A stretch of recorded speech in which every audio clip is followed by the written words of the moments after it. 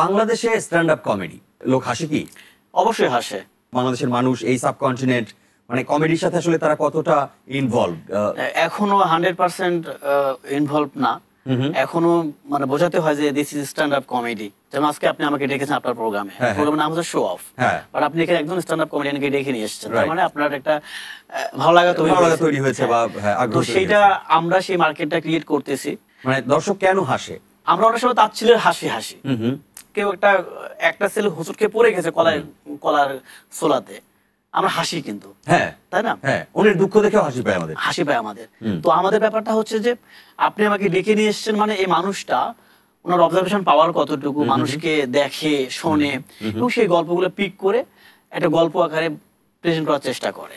তো সেখানে আপনি ইনভলভ হয়ে যান যে আরে এটা তো তাই তো। তো এই ব্যাপারটা থাকে আসলে স্ট্যান্ড আপ কমেডিয়ানের মাঝে।